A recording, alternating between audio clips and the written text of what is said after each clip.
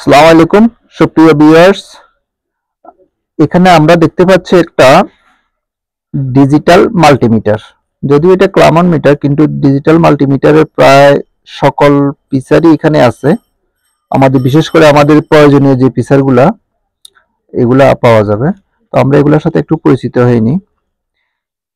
যে শুরুতে যেটা আছে, এই যে ইলেকট্রিক সিম্বল, যেটা এখানে দিলে কি হয়, এখানে দিলে একটা তারের উপর দিয়ে আমরা, এই যে দেখা যায়, তার ইনসুলেশনের উপর দিয়ে যখন আমরা ধরবো, তখন যদি এটার মধ্যে কারেন্ট থাকে তাহলে এখানে একটা বিপ বিপ সাউন্ড দেয়। তো এইভাবে করে আমরা তার না কেটেও আমরা এটার মধ্যে কারেন্ট আছে কিনা বুঝতে পারবো। আর একটা হচ্ছে, দ্বিতীয়টা হচ্ছে রেজিস্টার পরিমাপ করার জন্য। এখানে যেখানে দিলাম যে রেজিস্টার পরিমাপ করার জন্য, আমরা একটা রেজিস্টার পরিমাপ করে দেখি। আমাদের কাছে দুইটা রেজিস্টার আছে। রেজিস্টারগুলো, এটা হচ্ছে একটা 1K কালার কোড অনুসারে এটা 1K একটা রেজিস্টার। তো আমরা দেখি এটাতে কত লেখা আসে। 0.978, মোটামুটি 1K এর মতোই আছে, সামান্য একটু কম, তা ঠিক আছে। আর একটা হচ্ছে, এটা কালার কোড অনুসারে এটা হচ্ছে 22 ohms হওয়ার কথা। আমরা দেখি,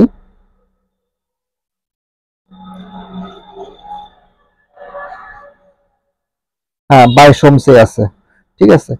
যেমন ধরি আমরা একটা 100 ওয়াটের যে ফিলামেন্ট বাল্বগুলা, এগুলা দেখি একটা 100 ওয়াট বাল্বে কত থাকে। এটা হচ্ছে 47 ohms। 47 ohms 100 ওয়াট ফিলামেন্ট বাল্বে পাওয়া গেল। আবার যদি আমরা 200 ওয়াট একটা বাল্ব দেখি তাহলে কত হয় দেখি।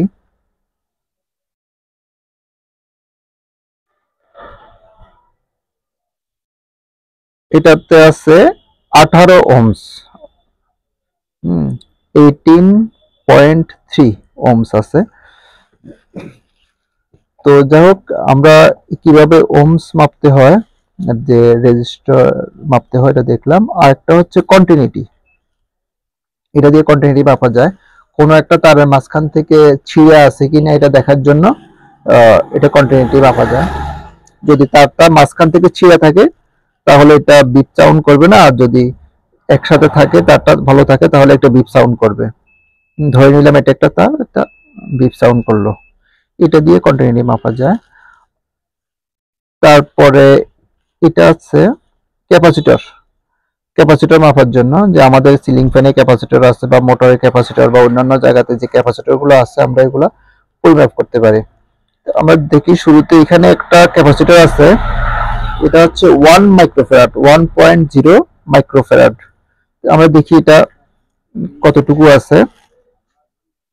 আমরা ধরে রাখবো কিছুক্ষণ, 2-1 সেকেন্ড ধরে রাখবো।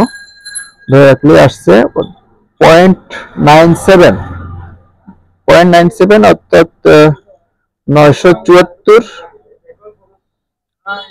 মোটামুটি 1000 হলে 1 মাইক্রোফ্যারাড হয়, মোটামুটি ঠিক আছে এটা। আমরা আরেকটা দেখি, এটা হচ্ছে আমাদের সিলিং ফ্যানের ক্যাপাসিটর, এটা হচ্ছে 3.5, 3.5 মাইক্রোফ্যারাড। এটার মধ্যে কতটুকু আছে দেখি, একটু ধরে রাখতে হয়, 3.69। হ্যাঁ, তাহলে এটাও ঠিক আছে, এটা বেশ ভালো আছে।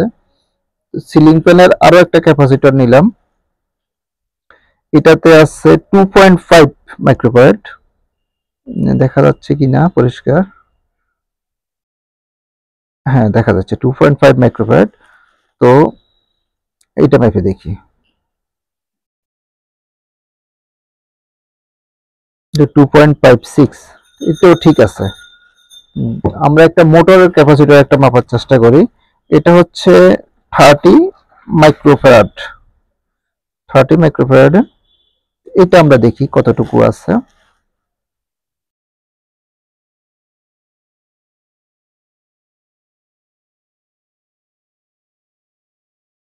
হ্যাঁ, 30.6। তো একটা ক্যাপাসিটর যদি মোটামুটি 10% বা 20% লেস হয়ে যায়, তাহলে ওইটা দিয়ে খুব একটা ভালো কাজ করে না, তখন এটা চেঞ্জ করে দেওয়াই ভালো। তো যাই হোক, এটা দিয়ে ক্যাপাসিটর মাপা যায় দেখলাম। তারপর এটা হচ্ছে ভোল্ট মাপার জন্য। তো আমরা দেখছি এই সিম্বলটা হলো উপরে একটা সরল রেখা, নিচে 3 ডট। এটা হচ্ছে ডিসি ভোল্ট মাপার জন্য। এটা দিয়ে কিভাবে ডিসি ভোল্ট মাপতে হয় দেখি। তো ডিসি ভোল্ট মাপার জন্য আমি একটা ব্যাটারি নিলাম, 6 ভোল্ট একটা ব্যাটারি নিলাম। এটা যে আমাদের চার্জিং ফ্যান বা বিভিন্ন জায়গাতে এটাই ব্যবহার করা হয়। তো আমরা এটা পজিটিভের সাথে পজিটিভ ধরলাম, নেগেটিভের সাথে নেগেটিভ ধরলাম। তাহলে 6.30, 6 ভোল্ট থাকার কথা, একটু বেশি আছে, এটা ভালো আছে। আবার আমরা যদি এটাকে উল্টো করে ধরি, অর্থাৎ ব্যাটারির লালের সাথে মিটারের কালো তার উল্টো করে ধরে, তাহলে কি হয়? তাহলে ওই যে মাইনাস একটা চিহ্ন আসছে, অর্থাৎ এটা উল্টোভাবে ধরা আছে। এটা মিটার থেকে এটা সিম্বলটা দেখা যাচ্ছে। এইভাবে করে আমরা এখানে ডিসি ভোল্টটা পরিমাপ করতে পারবো। তারপর হচ্ছে এটা হচ্ছে এসি ভোল্টেজ, একটা এসির একটা সিম্বল। এসি ভোল্ট মাপা যাবে, আবার পাশাপাশি এসির হার্টজও মাপা যাবে। আমাদের যে বিদ্যুৎ লাইন, সেখানে মোটামুটি 220 220 থেকে 250 এর মধ্যে থাকে। আর হার্টজ হচ্ছে আমাদের বাংলাদেশে 50 হার্টজ আমাদের বিদ্যুতে থাকে। তো আমরা এটা দেখি কিভাবে মাপতে হয়। তো যার জন্য আমরা প্রথমে এখানে দিলাম, দেওয়ার পরে যেহেতু আমরা 220 ভোল্ট মাপবো, তাহলে আমরা এখান থেকে রেঞ্জটা সিলেক্ট করে দিতে হবে। এখানে রেঞ্জ অবস্থায় আছে, ভোল্ট মাপার জন্য যে ভোল্টের সিম্বল আসছে, তারপরে এখানে দেখা যাচ্ছে 0.0, অর্থাৎ দশমিকের চাইতে 1 ভোল্টের চাইতে নিচে পরিমাপ করার জন্য এটা হয়। আমরা একটু রেঞ্জটা বাড়াই দিই, যেহেতু আমরা এখানে 220 ভোল্টের উপরে পরিমাপ করব। এখান দশমিকের আগে 1 ঘর আসছে, অর্থাৎ 9 ভোল্ট পর্যন্ত পরিমাপ করা যাবে। দশমিকের আগে 2 ঘর, অর্থাৎ আমরা মোটামুটি 99.9, মোটামুটি 100 ভোল্ট পরিমাপ করার জন্য এটা ঠিক আছে। এখন দশমিকের আগে 3 ঘর আছে, অর্থাৎ আমরা এখান থেকে 999 ভোল্টেজ পরিমাপ করতে পারবো। যাই হোক, আমাদের যেহেতু লাইনে 220 বা 250 ভোল্ট থাকে, এতটুকুই আমাদের জন্য ঠিক আছে। তো আমরা এইভাবে রেখে বিদ্যুতের লাইনে সরাসরি দিয়ে দিলাম, যেহেতু এখানে কোনো পজিটিভ নেগেটিভের ব্যাপার নাই, যেভাবে একভাবে দিলেই হলো। এখানে দেখা যাচ্ছে 232 ভোল্ট। এখন আমাদের লাইনে বর্তমানে 232 ভোল্ট আছে। এখন আমরা যদি হার্টজ পরিমাপ করতে চাই, কিভাবে হার্টজ পরিমাপ করতে হয়, তখন এই যে সিলেক্টের মধ্যে আমরা প্রেস করব। সিলেক্ট প্রেস করলে দেখতে পাচ্ছেন এখানে হার্টজ লেখা আসছে। এখন আমরা হার্টজ পরিমাপ করতে পারবো। আবারও আমরা সরাসরি বিদ্যুৎ লাইনে দিয়ে দিলাম, এই যে 50 হার্টজ লেখা আসছে।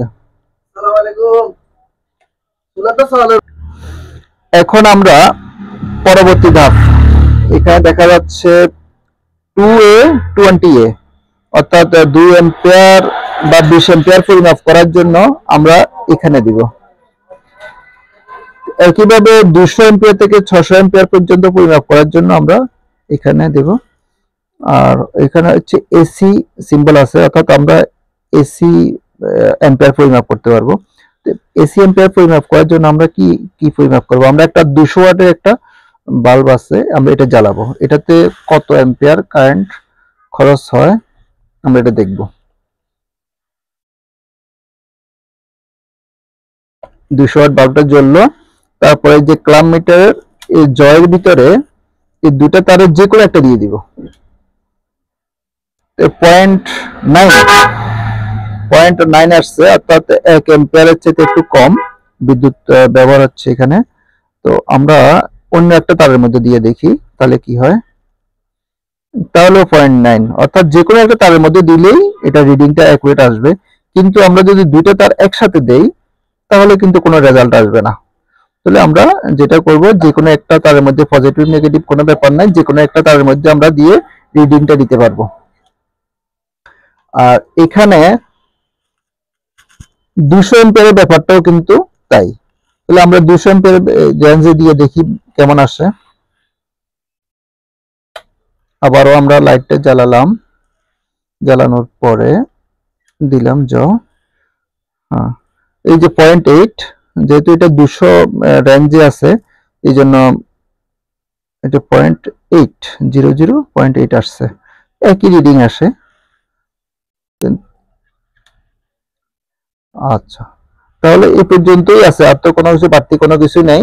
জাস্ট আমরা এম্পিয়ার পরিমাপ করার জন্য এটা প্রেস করে এটা দিয়ে দিলাম, হয়ে গেল। তো ধন্যবাদ আমাদের ভিডিওটা দেখার জন্য।